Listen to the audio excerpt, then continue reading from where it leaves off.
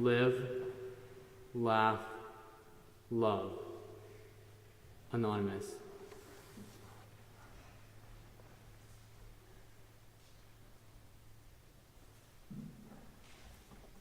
Gotta go fast. Sonic the Hedgehog.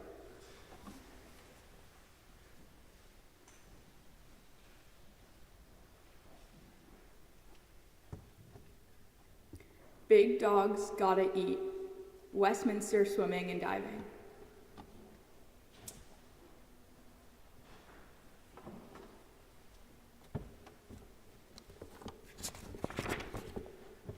Good morning. My name is Hudson Stedman, and I'm a sixth form boarder from Jersey City, New Jersey. You may know me as being the poster child of Westminster social media a couple weeks back, which I'll tell you, it's hard being famous. I can barely walk out of alumni without hearing, "Oh my God, is that Hudson Stedman?" Or being flashed by paparazzi. Mr. Wass, you're really gonna have to calm down there. I'm about to tell you how my life at Westminster thus far can be tied back to the Anti-Corn Law League of 1839.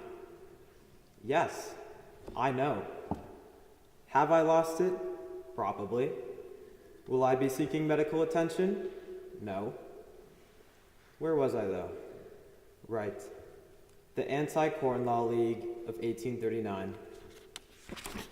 Mr. Griffith, the one with the round glasses, blue sweater vest, and if you look closely enough, personally monogrammed white button-down shirt, also known as Seagriff, once told fourth form me, scrambling to jot down AP Euro notes from his intimidating, detail-packed, black background, white font PowerPoint, that everything in European history can be tied back to the Anti-Corn Law League of 1839.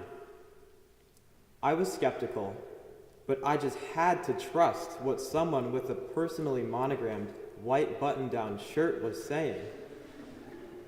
So, given the fact that Westminster is technically in New England, I guess we could count it up as part of European history. But back to the Anti-Corn Law League of 1839. I know all of you came to chapel today not expecting to get a history lesson. But just give me a minute here.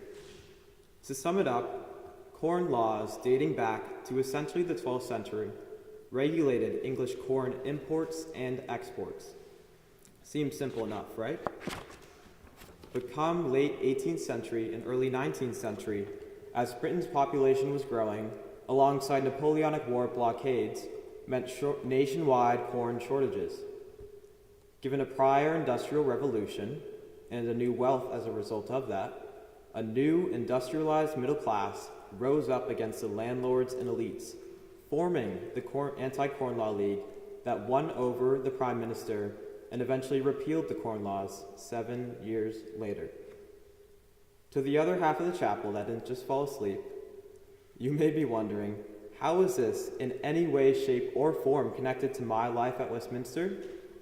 Well, I've had a long history with Westy, so let me start from the beginning.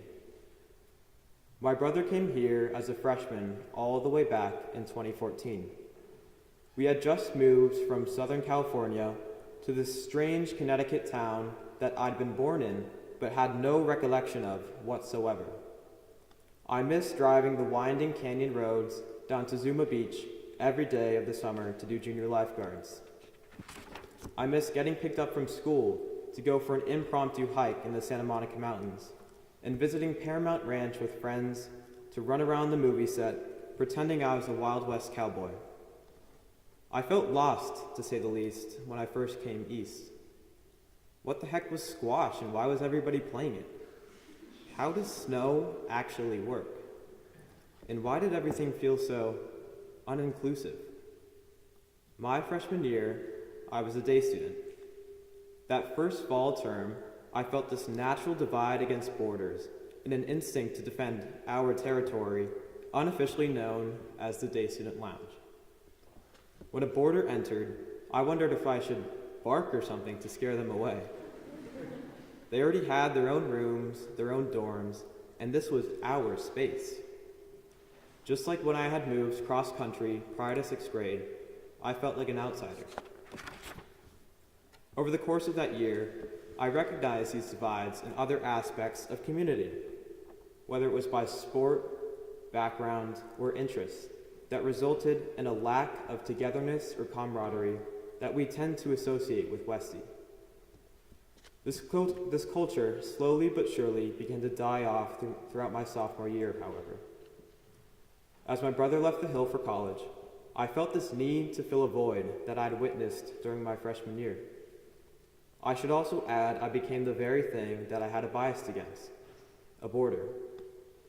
But then, having experienced both sides of the story, I began to shape a Westminster of my own, one that consisted of return to the bonds of community that we so prominently praise today. I must say, the class of 2019 became a key role for this change. Shout out specifically to my 2019 swim captains, Alex Wolf, Alex Lynn, Emmett DeCanner, and Matt Norris, who truly showed me how the act of reaching out to everyone and the power of positivity could make such an inclusive group within our team. I began to recognize the impact I could make by following their footsteps. For those who don't know, the Westminster swimming and diving team has been, to quote Jane Burke, slaying the game. In my couple of years on this team, we went from being your average Joe swim team to the winners of the 2019 Division II New England's Championship for the first time in Westminster history. And last winter, we tied the boys' dual meet season record 9-2, in addition to placing second in the 2020 Division II New England Championship. Don't get me wrong, I will flex this for the rest of my life. But there was something special about that final 400 freestyle relay of the 2019 New Englands that guaranteed our first place spot in the tournament. We just needed to place top 6 of that relay to win the whole thing. And the A team of Emmett DeCanner, Leighton Harmon, Jason Shee, and Max Zarock, well, they placed first. First. The whole team was huddled around that lane. Tears were streaming down our faces. Deafening screams echoed throughout the Wesleyan pool. That moment truly provoked a thought in my mind. Why can't we have this level of support for the whole Westie community? Well, for the next year and a half or so, we've done just that. I'm talking to you, class of 2021. Given the overwhelming number of seniors on the swim team, I'll take credit for this change, thank you very much. But in all seriousness, these past 3 or so years, we have truly rejected the old Westie way of life and turned for new ways of inclusion, positivity, or community that I'm so proud to have been a part of. From Tunji's SAC weekend activities announcement that never ceased to bring life to dreaded family-style announcements, to Annie Brewer's political opinions that dominated the Hinman reading room during global forums, or even the scooter and ripstick gangs I see doing laps around the quad every fall evening, my Westminster has changed quite a bit. Call me crazy, but for me, it's like the class of 2019 was the French Revolution, and in class of 2021, we can be the Anti-Corn Law League. We are the industrialized middle class that broke the corn laws that only benefited a small group of elites, and in return are giving voice and passion to the Westie community as a whole, and uniting it while doing so. Just a few days ago, our lawn ceremony and pin ceremony unofficially marked our new role as sixth form leaders of the school. I'll call that the repeal of the corn laws. We did it. Thinking back to my freshman year, my priorities have changed quite a bit. I now see the incredible benefits Westie provides: community, inclusion, togetherness, and an inviting home I'm thankful to come back to every year. A place that once felt so strange in the beginning has now become the biggest part of my life, even as I transitioned from day student to boarder, Avon to Jersey City, or naive teenager to independent adult. I found a home in these halls, a role on these fields, but most importantly, a place in this community that has stuck with me during what my third form English teacher, Mr. Service, would have referred to as my coming of age story. To say the least, Westy has been my family for so long, and this final year, I vow to keep in place the balance between tradition and community that we've so proudly built up as sixth formers to leave for generations to come. Class of 2021, the academic year that lies ahead is our opportunity to use our repeal of the Corn Laws to make or break the future of Westy.